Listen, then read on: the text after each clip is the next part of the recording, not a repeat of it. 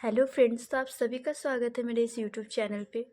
तो आज का जो टॉपिक रहने वाला है डिमांड के ऊपर, जो कि हमारा पार्ट 2 होगा। पहले पार्ट में हम लोग सबने देखा था डिमांड किसे कहते हैं, डिमांड की थ्योरी क्या है, डेफिनेशन क्या है, डिमांड किन किन चीज़ों से जुड़ के बनती है। जिसमें था विलिंगनेस टू पे होना चाहिए, प्लस डिज़ायर होना चाहिए, परचेज की विलिंगनेस होनी, एबिलिटी टू पे होना चाहिए। तीनों चीज़ मिलकर जो डिमांड बन रही थी ना, वो सारी चीज़ हमने फर्स्ट पार्ट में। अगर आप लोग कोई इसमें न्यू है, जो उन्होंने फर्स्ट पार्ट नहीं देखा है, तो वो फर्स्ट पार्ट देख लीजिए, बहुत ही बेसिक क्लियर हो जाएगा। उसके बाद ये करने में आप खुद ब खुद आप कर पाओगे। बेसिक एक बार हमारा क्लियर हो जाता है ना, तो उसके आगे का जो भी टॉपिक है उसमें बस थोड़ा सा एक फॉर्मेलिटी और डायरेक्शन चाहिए होता है, उसके बाद वो बहुत ही ज़्यादा क्लियर हो जाता है। तो जिन्होंने फर्स्ट पार्ट नहीं देखा है, आप पहले वो देख लीजिए, देन इसे कंटिन्यू कीजिए। तो इस पार्ट में जो हम लोग बात करने जा रहे हैं, पहले पार्ट में हमने लॉ ऑफ डिमांड देखा था। अच्छा, एक शॉर्ट रिवीजन लेते। लॉ ऑफ डिमांड क्या था उसमें? लॉ ऑफ डिमांड जो हमारा था, वो दो चीज़ों की बात करता था। पहला था demand and the second one is price. एक तो डिमांड की बात करता था एंड दूसरा प्राइस। ये लॉ ऑफ डिमांड में दो ही चीज़ की बात की जाएगी, जिसमें डिमांड एंड प्राइस, बस ये दो चीज़। जिनमें इन्वर्स रिलेशन था, जैसे कि डिमांड अगर अपवर्ड था, यानी कि डिमांड अगर बढ़ रहा, राइजेस हो रहा था, तो प्राइस जो था वो डाउनवर्ड था, यानी प्राइस फॉल हो रहा था। डिमांड अगर बढ़ रहा था तो प्राइस कम रहा था। उसी तरह अगर डिमांड कम रहा है तो प्राइस बढ़ता है। जिसके ऊपर हमने एग्जाम्पल भी लिया था कि अगर आलू का डिमांड, मतलब आलू का अगर प्राइस कम जाता है, जैसे कि इसमें हम लोग लेते हैं, अगर प्राइस कम जाता है तो होते हैं कि हमारी मम्मी लोग, आंटी लोग जो भी होती है, वो ज़्यादा क्वांटिटी में आलू खरीदते हैं। तो डिमांड, मार्केट में डिमांड तो आलू का बढ़ गया अगर प्राइस कमा, तो उसी तरह प्राइस कमा तो डिमांड बढ़ा, और प्राइस बढ़ा यानी कि उसका दाम, कोई भी चीज़, जैसे कि ये मतलब रिसेंटली हुआ था कि प्याज का, टमाटर का दाम बहुत ज़्यादा था। एक्चुअल प्याज का तो और भी ज़्यादा था। तो उसमें क्या हो गया था कि जब प्राइस का दाम, मतलब प्याज का दाम जब प्राइस का हाई था ना, तो उसका डिमांड कम था। लोग मतलब जिसको बहुत ही ज़्यादा ज़रूरत है वही थोड़े थोड़े करके लेते थे, तो कम क्वांटिटी। मार्केट में डिमांड कंपैरेटिवली नॉर्मल टाइम के हिसाब से बहुत ही कम था। सो इन दोनों में इन्वर्स रिलेशन है। हम लोगों ने इतना देखा, आई होप आप सबको क्लियर होगा। अब इस पे ना हम लोग एक कर्व बनाएंगे, जो कि सब कोई बोलते हैं कि बुक्स में है, ये कैसे बना, कितना हार्ड है। वैसा कुछ भी नहीं है। एक्चुअली मैं बेसिकली इस सारे ना इकोनॉमिक्स हमारे पॉइंट ऑफ व्यू से ही है, एक्चुअली देखा जाए तो। जैसे कि यहाँ पर हम एक चार्ट लेते हैं, ये होगा हमारा प्राइस का।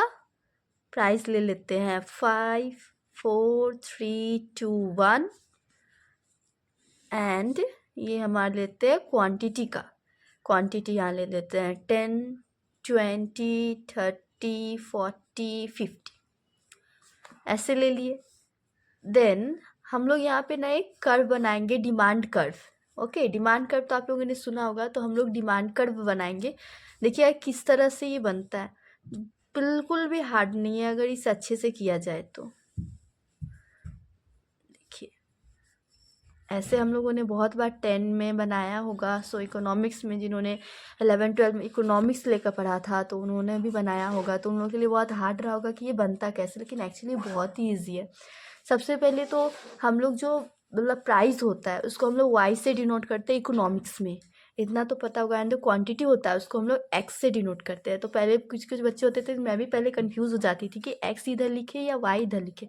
तो प्राइस के लिए इकोनॉमिक्स में वाई से डिनोट होता है हमेशा, एंड द क्वांटिटी के लिए इस साइड हमेशा एक्स लिखा रहता है। आप बुक्स में नोटिस कीजिएगा, ये ऐसा ही है सब जगह। एंड ये ओरिजिन से स्टार्ट होता है, ये जो पॉइंट होता है ये ओरिजिन का होता है। सो जैसे कि हमने ये ओरिजिन से स्टार्ट है, तो यहाँ से भी just like number by number बढ़ेगा, मतलब उल्टा नहीं होगा, जस्ट असेंडिंग टू डिसेंडिंग के ऑर्डर में बढ़ेगा। जैसे कि या इस साइड, जैसे कि मैंने बोला कि ये एक्स क्वांटिटी के लिए डिनोट होता है, यानी कि ये क्वांटिटी के लिए है। तो यहाँ पे हम लोग ले लेंगे, सबसे छोटा है ना 10, देन यहाँ पे ले लेंगे 20, देन यहाँ पे 30, देन यहाँ पे ले लेंगे 40, एंड यहाँ 50, ऐसे ले लेंगे। एंड प्राइस यानी कि वाई से जो डिनोट किया जा रहा है वो हम लोग यहाँ पे ले लेंगे 1, यहाँ पे 2, यहाँ पे 3, यहाँ पे 4 एंड यहाँ पे 5। That's it. तो जैसे कि मैंने बोला ये ओरिजिन पॉइंट होता है, यहाँ से मतलब असेंडिंग टू यानी छोटे से बड़े नंबर को ही हम लोग लाइन बाय लाइन अरेंज करते हैं। लाइक यहाँ क्वांटिटी का था तो यहाँ पे हम लोग क्वांटिटी को ऐसे ले गए, और यहाँ प्राइस का था तो यहाँ से हम लोग प्राइस का ले गए। तो उसी तरह तो हम लोगों ने ये जो चार्ट लिया है, जैसे कि हमारे एग्ज़ाम में क्वेश्चन में इसी तरह दिए जाते हैं, उसमें डिमांड कर्व शो करने के लिए कहा जाता है। सबसे पहले तो ये चार्ट ड्रॉ करने से पहले ये अगर आपको समझ आ रहा है नहीं लिखना है तो लिख लीजिए, या फिर स्क्रीनशॉट ले लीजिए, आप बाद में लिख लीजिए, या फिर वीडियो पॉज करके लिख लीजिए। तो यहाँ पे जो ये चार्ट था इसके ऊपर अब हम लोग बनाएंगे। देखिए किस तरह बनता है। जैसे कि जब हमारा देखिए जब हमारा 5 प्राइस 5 पे था, जब इसका प्राइस 5 था, क्वांटिटी हम लोग 10 kg लेते थे, क्वांटिटी 10 के। तो यहाँ पे देखिए ये प्राइस का है ना, वाई प्राइस से डिनोट किया, यहाँ पे मैं लिख देती हूँ प्राइस एंड ये क्वांटिटी लिखे ना 10, 20, 30, 40 एंड 50। तो ये हो गया हमारा क्वांटिटी। तो जब हमारा प्राइस 5 था तो क्वांटिटी 10 था, तो जो प्राइस 5 है ये प्राइस का एंड ये क्वांटिटी का 10, तो इसका सीधा सीधा यहाँ पे एंड इसका यहाँ पे एक पॉइंट हुआ। जब प्राइस हमारा 4 था एंड क्वांटिटी 20, तो प्राइस ये रहा इसका 4 एंड क्वांटिटी 20। देखिए 20 का सीधा यहाँ गया एंड द 4 का सीधा यहाँ आया। जब हमारा प्राइस 3 था देन हम लोग क्वांटिटी लेते थे 30, तो 3 प्राइस ये रहा एंड 30 ये रहा, तो 30 का सीधा सीधा सीधा यहाँ पे एंड 3 का। जब हमारा प्राइस 2 था, आप देख रहे हैं ना बहुत ही इजी है, मतलब एग्ज़ाम में ऐसे डिमांड कर्व आए ये दे दिया जाए तो आप बहुत ही इजी कर सकते हो। तो जब हमारा देखिए प्राइस 2 था तो अब आप बताइए कि क्वांटिटी कितना ले। क्वांटिटी यहाँ पे 40 है, तो आप लोग कैसे कीजिएगा। तो ये देखिए यस आप लोग में से बहुत कोई तो आपने गेस कर ही लिया होगा, तो एक्चुअली वैसे ही होने वाला है। प्राइस 2 है यहाँ पे, तो क्वांटिटी यहाँ पे ये देखिए क्वांटिटी 40, तो 40 का सीधा 2 का सीधा ये देखिए यहाँ पे। एंड जब प्राइस 1 पे था देन क्वांटिटी हम लोग 50 लिए, देन प्राइस ये रहा 1 एंड द क्वांटिटी वाज 50। ये देखिए तो अब जो हमारा इसका कर्व बनता है ये देखिए कैसे बना। इस सब को ऐसे करके ज्वाइन कर दीजिए टच्ची टच्ची। देखिए तो कर्व जो है वो हमारा आपने देखे, आप लोग देखते गया जिस तरह से पहले हाई था देन लो लो लो लो होते होते यहाँ पे एंड पे आया, तो ये हमारा हो गया डिमांड कर्व। ये जो है हमारा डिमांड कर्व। तो डिमांड करना हमेशा जैसे कि बेसिक में मैंने समझा, मैंने बोला इसलिए बेसिक के आप पे वांदे नहीं होने चाहिए, बेसिक आपको बहुत क्लियर होने चाहिए। वो कैसे, जब 5 था तो 10 लेते थे, जब दाम ज़्यादा था ना, एक्चुअली ये सारे दाम में तो 5 ज़्यादा था तो 10 kg लेते थे, वही हल्का कमा 4 रुपये करके हुआ, मतलब तो हम लोग क्या 20 kg लेने लगे। जब 3 हुआ तो 30 kg। इसी तरह जैसे जैसे हमारा 1 रुपये पे दाम आ गया ना तो हम लोग 50 लिए, सबसे ज़्यादा क्वांटिटी लिए। तो इसीलिए दोनों में इन्वर्स रिलेशन है। तो डिमांड में हमेशा याद रखिए कि इन्वर्स रिलेशन होता है एंड द डिमांड कर्व होता है वो हमेशा, कि मैं यहाँ लिख देती हूँ, डिमांड कर्व जो है हमेशा होगा left to right, DOWN downward sloping, left to right downward sloping. तो डिमांड कर्व जो है ना वो हमेशा left to right downward sloping होगा। जो डिमांड कर्व है देखिए लेफ्ट टू राइट कैसे, ये हमारा लेफ्ट साइड एंड ये हमारा राइट साइड, ये लेफ्ट साइड ये राइट साइड। तो हम लोग पहले 5 में था 10, ये देखिए 5 में तो हम लोग ये लेफ्ट से हम लोग फिर ऐसे ऐसे करते राइट की तरफ गए ना, तो ये लेफ्ट टू राइट हमेशा। लेकिन हम लोग क्या यहाँ से यहाँ गए, नहीं, हम लोग यहाँ से यहाँ गए, मतलब पहले इतना इतना ऐसे करते करते तब यहाँ तक पहुँचे। तो left to right downward sloping है। तो डिमांड कर्व ना हमेशा MCQ में आ सकता है, एग्जाम में कर्व बनाने देगा तो राइट टू लेफ्ट होगा या फिर लेफ्ट टू राइट, तो उसमें कंफ्यूज नहीं होना है, लेफ्ट टू राइट ही रहने वाला है हमारा, left to right and the downward sloping. Okay, क्योंकि बहुत सारे कर्व है जो आगे चल के हम लोग सीखेंगे जिसमें अपवर्ड स्लोपिंग होगा लेफ्ट टू राइट, इसलिए इस पे ध्यान रखिएगा कि डिमांड कर्व जो होता है हमेशा लेफ्ट टू राइट होता है और डाउनवर्ड स्लोपिंग होता है। तो ये है हमारा डिमांड कर्व। तो डिमांड कर्व आई होप आप सबको बहुत ही क्लियर होगा। अगर कोई भी डाउट आती है ना मेरे इस वीडियो में, जो भी मैं अपलोड करती हूँ, जो भी आपको नहीं समझ में आता है, तो आप प्लीज़ कमेंट सेक्शन में बताइएगा, क्योंकि आपका ये एक चीज़ बताने से ना मैं इसे क्लियर करके नेक्स्ट वीडियो में बहुत ही ज़्यादा अंडरस्टैंडिंग क्रिएट कर सकती हूँ बच्चों के लिए। So it's very very very helpful to me अगर आप लोग कमेंट सेक्शन में मुझे बताते हो अगर कुछ भी प्रॉब्लम होता है तो ये देखिए, ये हो गया हमारा डिमांड कर्व, जो कि एग्ज़ाम में ऐसे चार्ट दे दिया जाएगा और आपको क्रिएट करना होगा। तो ये बहुत ही ईजी है, आप लोग चाहो तो लिख लो या फिर स्क्रीनशॉट ले लो। इसके बाद हम लोग नेक्स्ट टॉपिक देखेंगे।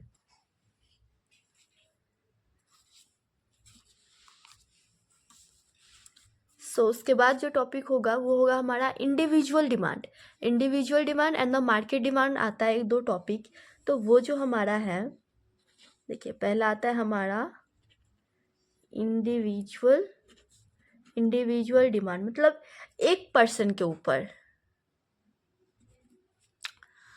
एक पर्टिकुलर पर्सन के ऊपर जो डिमांड लगाते हैं ना वो इंडिविजुअल डिमांड बोलते हैं। मतलब इंडिविजुअल का मतलब एक डिमांड के ऊपर बोलता है। इंडिविजुअल डिमांड, उसका मतलब क्या होता है? उसका मतलब होता है पर्टिकुलर प्राइस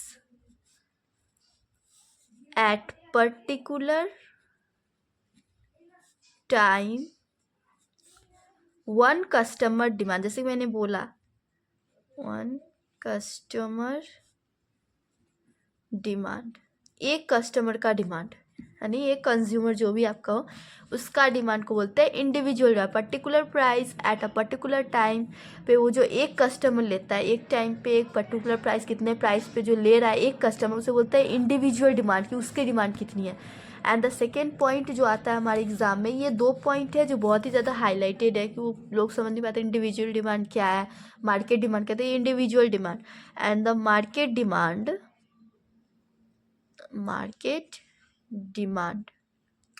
तो ये मार्केट डिमांड में एक्चुअली होता क्या है? मार्केट डिमांड जो है उसका मतलब होता है ऐसे, अब इससे ही आप इसको भी गेस कर सकते हो, बट दोनों में थोड़ी तो डिफरेंस होगी ना, तो वही बस बात है।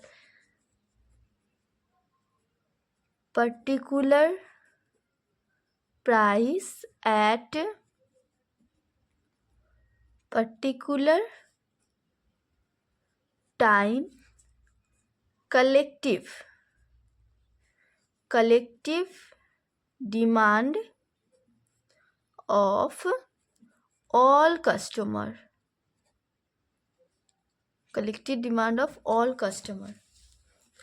देखिए particular price at a particular time में कलेक्टिव डिमांड, यानी मतलब जितना डिमांड ऑफ ऑल का, सारे कस्टमर का मिलाकर जितना डिमांड है उसे बोलते हैं मार्केट डिमांड।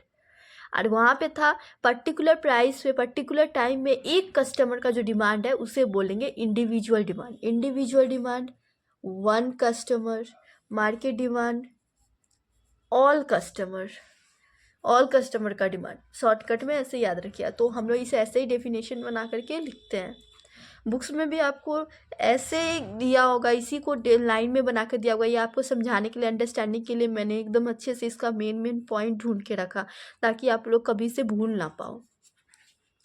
तो ये था हमारा सबसे पहला लॉ ऑफ डिमांड जो इन्वर्स रिलेशन, उससे हमने देखा कैसे इन्वर्स रिलेशन, उसका डायग्राम कैसे होता है, जैसे कि प्राइस एंड क्वांटिटी को लेके था। तो एग्जाम में ये चार्ट दे देगा तो हम लोग ये बहुत ही इजीली कर सकते हैं। हमेशा ये डाउनवर्ड स्लोपिंग होगा। And the individual demand and other one is market demand. तो ये सब हम लोग बहुत अच्छे से देख चुके हैं, तो आप लोग ऐसे देख सकते हैं। ये बहुत ही ईजी है, इससे ज़्यादा अब कुछ नहीं है इसमें। इसके बाद जो हम लोग जानेंगे वो है हमारा elasticity of demand. Elasticity of demand जो है वो भी बहुत ही ज़्यादा इजी होने वाली है। इलास्टिसिटी ऑफ डिमांड मैं भी बताती हूँ।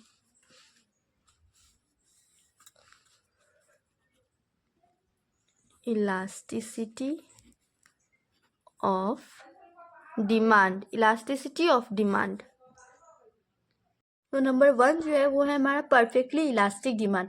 परफेक्टली इलास्टिक होता क्या है? तो परफेक्टली इलास्टिक जो है जहाँ पे प्राइस हमारा विदाउट चेंज इन प्राइस, अगर डिमांड अप डाउन हो रहा है, यानी कि डिमांड बढ़ रहा है या कम रहा है, तो उसे कहते हैं हम लोग परफेक्टली इलास्टिक डिमांड। बहुत ही ईजी है, एकदम सिंपल फॉर्म में आपको बस इतना लर्न रखना है कि price without change in price, अगर डिमांड इज डिक्रीज और इंक्रीज, तो वो होगा हमारा perfectly elastic demand.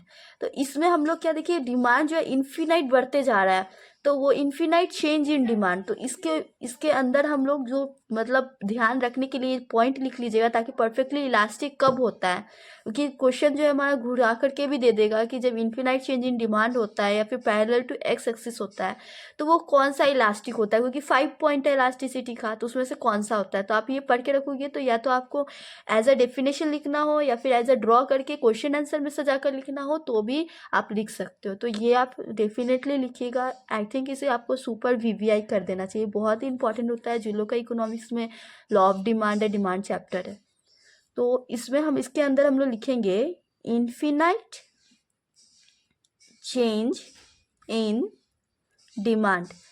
Infinite change in demand, देखिए इसमें डिमांड बढ़ते ही जा रहा है, प्राइस कांस्टेंट एंड डिमांड बढ़ते ही जा रहा है, तो ये हो गया हमारा perfectly elastic.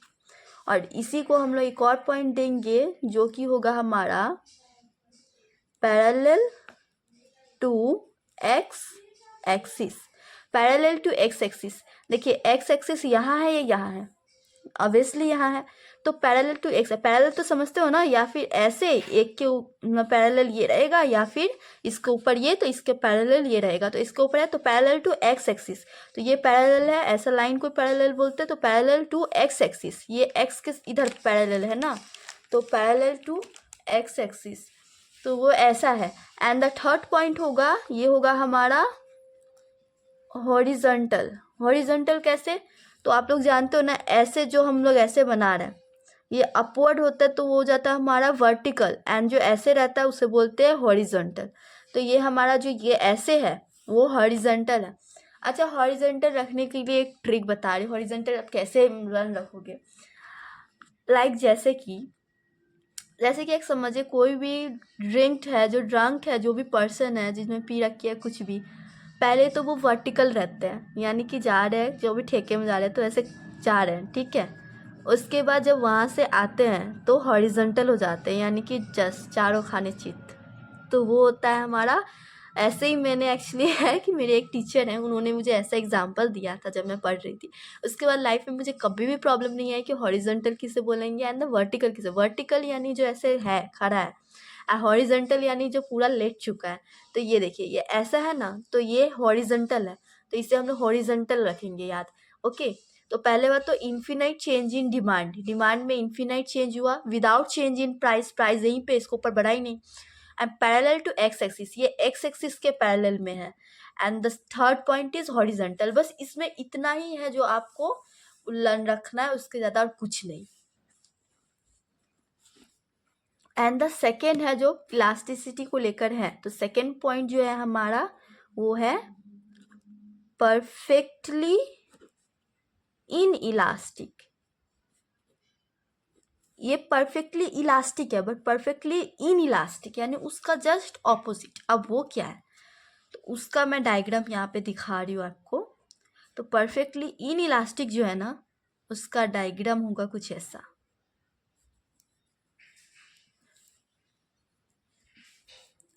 Again I am repeating, अगर आप लोगों में से किसी को कुछ समझ ना आ रहा हो तो प्लीज़ कमेंट सेक्शन में बताइएगा।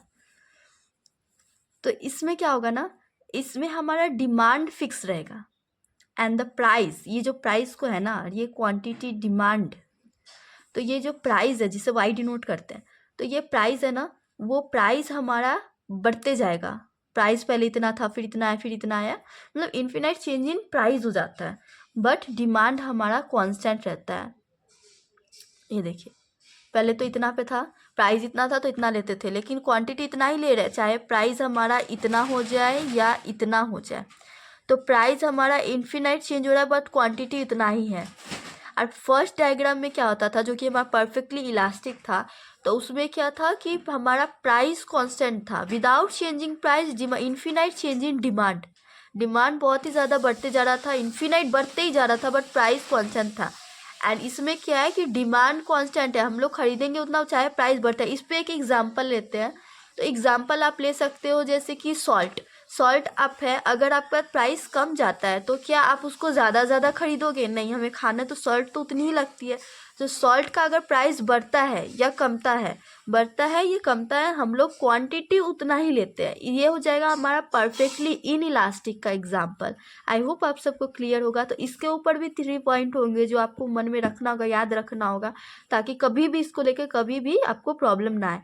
तो फर्स्ट जो पॉइंट होगा वो हमारा हो जाएगा इसका, जैसे कि ये हॉरिजॉन्टल था, जो इस इधर था डाउनवर्ड था, एंड जो अपवर्ड ये जा रहा है ना, मैंने बोला था हॉरिजॉन्टल लाइक ऐसा गिरा हुआ, एंड जो खड़ा होगा वो हो जाएगा वर्टिकल। तो ये देखिए ये ऐसे जा रहा है, अपवर्ड है ना, तो ये हो जाएगा हमारा वर्टिकल, ये हॉरिजॉन्टल, ये वर्टिकल। आपको पता चला मैं पॉइंट्स क्यों लिखा रही हूँ, क्योंकि ये सब बहुत ही ज़्यादा जो एग्जाम में आपको कंफ्यूज कर देंगे। लोग बोलते हैं इकोनॉमिक्स इतना हार्ड है, कुछ समझ ही नहीं आता। एक्चुअली इसे समझा जाए तो ये बहुत ईजी है। तो ये वर्टिकल है। And the second one is, ये हमारा जो है, इसमें क्या होगा, इसमें हो जाएगा हमारा डिमांड है। डिमांड है is equals to constant. Constant है, फिक्स है, वही है। ओके, जैसे कि ये डिमांड देखो, क्वांटिटी डिमांड है, वो फिक्स है। And the third point is parallel to Y axis. ये देखिए पैरेलल टू, इसमें क्या था, पैरेलल टू एक्स एक्सिस। ये एक्स जो है, ये एक्स है, इसका पैरेलल था, ऐसा था। एंड ये देखिए ये ऐसा है, ये parallel to Y axis. Parallel मतलब मैंने बताया ना, ऐसा या ऐसा लाइन को बोलते हैं। तो ऐसा जो है, तो मतलब वो जो ऐसा, मतलब एक लाइन है जो लाइन के सामने है, वो किस तरफ है उसको लेके पैरेलल होता है। जैसे एक्स को लेके ये लाइन आया था तो ये parallel to X axis, and ये जो लाइन जा रहा है वो वाई की तरफ है, मतलब इसके ही साइड है, ऐसा है। तो ये पैरेलल टू वाई एक्सिस आ गया हमारे, देखिए वाई एक्सिस। आई होप आप सबको इतना क्लियर होगा। ये देखिए, ये आपको लिखना है तो वीडियो पॉज करके लिख लीजिए या फिर स्क्रीनशॉट ले लीजिए। यस। तो अब इसका थर्ड पॉइंट जो हमारा हो रहा है, थर्ड पॉइंट वो होगा हमारा परफेक्टली इलास्टिक हो गया, परफेक्टली इन इलास्टिक हो गया, relatively elastic.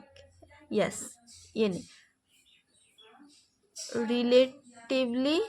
Relatively elastic demand, relatively elastic demand. तो रिलेटिवली इलास्टिक डिमांड क्या होता है, जिसके अंडर में प्राइस चेंज, सपोज अगर प्राइस चेंज होता है 10%, देन डिमांड चेंजेस 20%। आपको हम समझाने के लिए मैंने लिखे, देखिए रिलेटिवली इलास्टिक डिमांड है ना। रिलेटिवली इलास्टिक डिमांड में क्या होता है, अगर प्राइस चेंज हो रहा है 10% से तो डिमांड उससे ज़्यादा से चेंज होगा, यानी 20% से। प्राइस चेंज होता है 10%, देन डिमांड चेंज होगा 20%, यानी कि प्राइस कम से तो उससे ज़्यादा डिमांड। तो ये जो है प्राइस चेंज इन 10% तो डिमांड चेंज इन 20%। ऐसे ही लेकर के फोर्थ पॉइंट है, फोर्थ पॉइंट हो जाता है हमारा रिलेटिवली इनइलास्टिक डिमांड।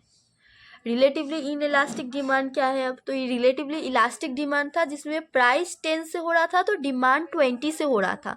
वैसे ही रिलेटिवली इनइलास्टिक है जिसमें प्राइस हमारा होगा, अगर प्राइस अगर होता है change, price change 20%, then demand change 10%। एकदम ऑपोजिट, ये रिलेटिवली इलास्टिक था, ये रिलेटिवली इनइलास्टिक है, एकदम ऑपोजिट। इसमें प्राइस अगर 10 से चेंज हो रहा था तो डिमांड में 20% से चेंजेस देखने को मिल रहे थे, बट इसमें प्राइस ज़्यादा से होगा और डिमांड कम से होगा। आई होप आप सबको समझ आया होगा इतना clearly. And the last point is, fifth point, which is unitary elastic demand. Unitary elastic demand ये क्या है, तो इसमें भी बहुत ही सिंपल पॉइंट है। Unitary elastic demand, price change 10%. If price changes in 10%, demand also change 10%. Demand भी जितने से प्राइस चेंज होगा उतने से ही डिमांड पे भी इफेक्ट पड़ेगा. यूनिटरी का मतलब ही वही इक्वल.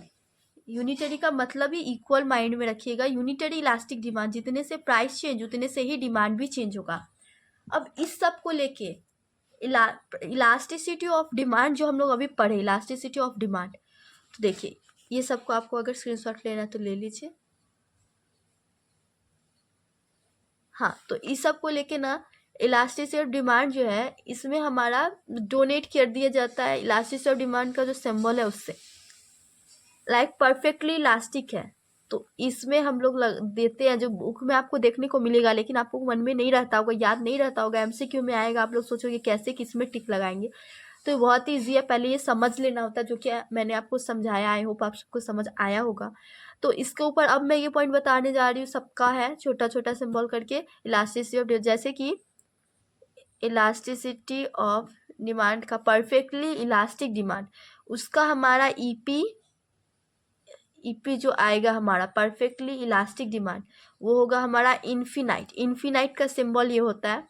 इन्फिनाइट कैसे? परफेक्टली इलास्टिक का मतलब ही हमने क्या देखा था कि price without change in price, infinite change in demand. Without change in price infinite change in demand बढ़ते गया तो वो इन्फिनाइट, तो इन्फिनिट वाला हमारा सिंबल आ जाता है.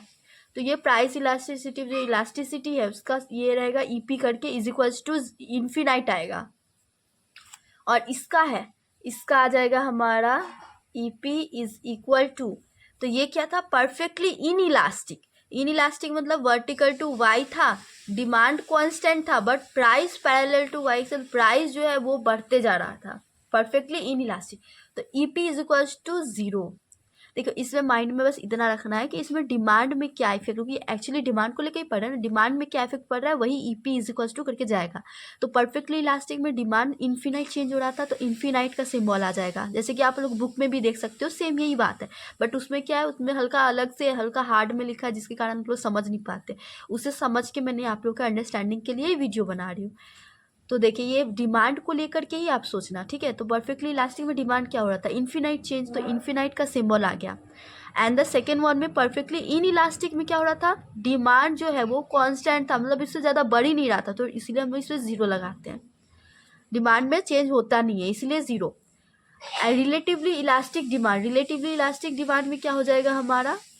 ईपी इज इक्वल टू क्या हो जाएगा? Greater than 1. ग्रेटर देन 1 क्यों? जैसे कि मैंने बोला ग्रेटर का साइन ऐसा होता है ना, ये इक्वल टू है, वो ऐसा एरो मत समझिएगा. तो ग्रेटर देन 1 वो कैसे? तो हम लोग डिमांड को लेके सोचते हैं. इसमें डिमांड क्या हो रहा था ना, अगर प्राइस 10% से चेंज हो रहा था तो डिमांड उससे ज़्यादा से, तो इसलिए डिमांड ज़्यादा से हो रहा है इसलिए ग्रेटर देन 1. उसी तरह रिलेटिवली इन इलास्टिक में क्या हो रहा था? प्राइस 20 से तो डिमांड 10 से, यानी डिमांड को ज़्यादा गौर करना है इसमें, तो डिमांड कम से हो रहा था. इन इलास्टिक है कम से हो रहा था, तो इसलिए EP is equal to less than, sorry I think गड़बड़ हो गया. इन इलास्टिक जो है हमारा, नहीं सही क्यों है, लेस देन 1, लेस देन 1 हो रहा था. जो रिलेटिवली इन इलास्टिक था वो हमारा था less than 1. So and last one is unitary elastic. Unitary का मतलब मैंने क्या बोला?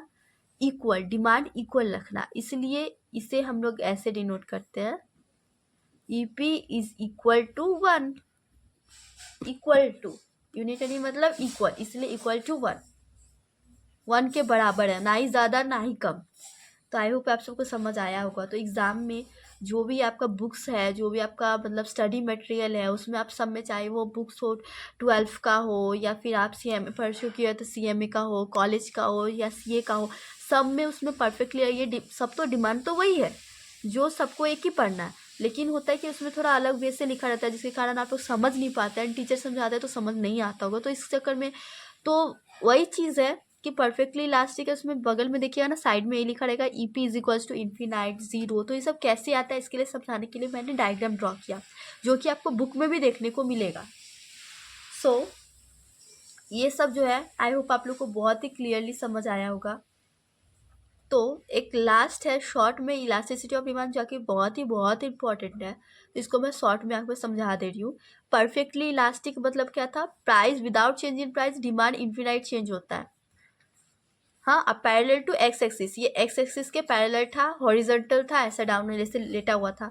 And the perfectly inelastic demand क्या था, इनइलास्टिक में था डिमांड जो है तो वो वहीं पे रहेगा, जीरो ही है, मतलब बढ़ेगा ही नहीं, वहीं पे है। अब प्राइस बढ़ते जा रहा है, तो ये अब ऐसे करके है ना, तो वर्टिकल खड़ा रहता है, तो वर्टिकल, तो वही vertical. And demand is demand जो है वो डिमांड तो ये रहा क्वांटिटी डिमांड, तो वो कांस्टेंट है, मतलब फिक्स है। पैरेलल टू वाई एक्सिस, ये ऐसे है, ये लाइन जो पैरेलल टू किधर है, Y axis.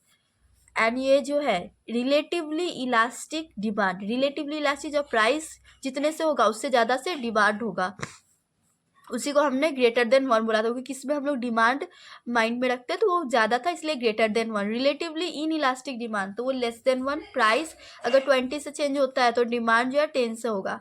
Unitary elastic demand, मतलब यूनिटरी का मतलब इक्वल, डिमांड जितने से उतने से price is equal to EP equals to 1। So finally ये इतना ही था, आई होप आप सबको समझ आया होगा। तो इसको क्या करना है ना,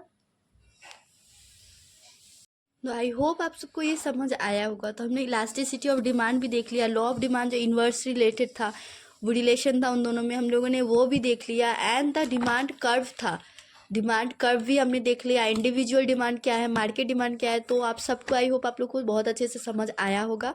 अगर कोई भी प्रॉब्लम आई या कहीं पे भी है जो आपको समझ नहीं आया, तो आप कमेंट सेक्शन में ज़रूर बताइएगा।